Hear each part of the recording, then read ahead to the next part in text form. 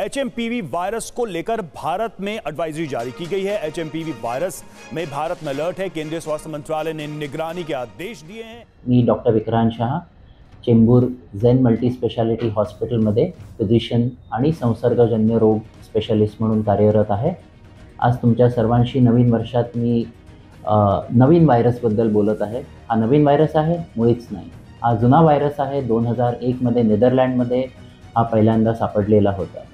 तर सर्वजण प्रचंड घाबरलेले आहेत चायनामधील केसेस बघून, पण घाबरण्याचं जराही काही कारण नाही आहे। हा एक साधारण व्हायरस आहे, जसं आपण आधी रेस्पिरेटरी सिन्सिटियल व्हायरस किंवा इन्फ्लुएन्झा व्हायरस जसं आपण बघितला आहे त्याच प्रकारचा हा व्हायरस आहे। लक्षणं पण सिमिलर आहेत। ताप येणे, सर्दी होणे, खोकला येणे, थकवा होणे, अंगदुखी होणे, डोके दुखणे, पाय दुखणे ही ह्याची लक्षणं असतात, जी आपण बाकीच्या व्हायरसेसमध्ये सुद्धा बघतो। तर ह्याला काय करायचं असतं, ह्याला स्पेसिफिक काहीच ट्रीटमेंट नाही आहे, एखादं पर्टिक्युलर औषध ह्याच्याकरिता नाही आहे। ह्याला आम्ही सिम्प्टमॅटिक ट्रीटमेंट म्हणतो, म्हणजे जशी लक्षणं तसं औषध। ताप आला तर पॅरासिटामॉलची गोळी घेणे, थकवा असेल तर आपण मल्टीव्हिटॅमिन्स घेतो।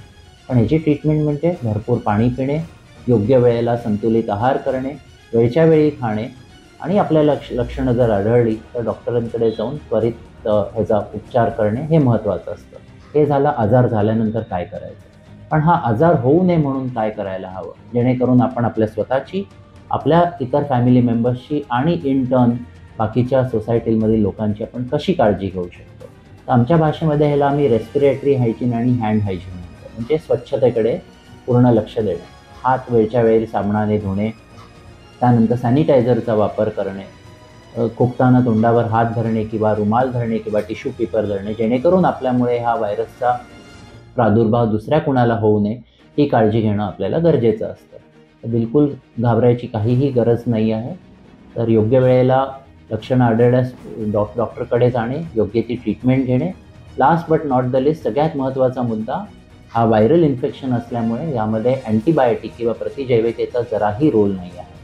तो इरॅशनल ट्रीटमेंट किंवा सेल्फ मेडिकेशन यापासून प्लीज दूर राहणे। Thank you very much.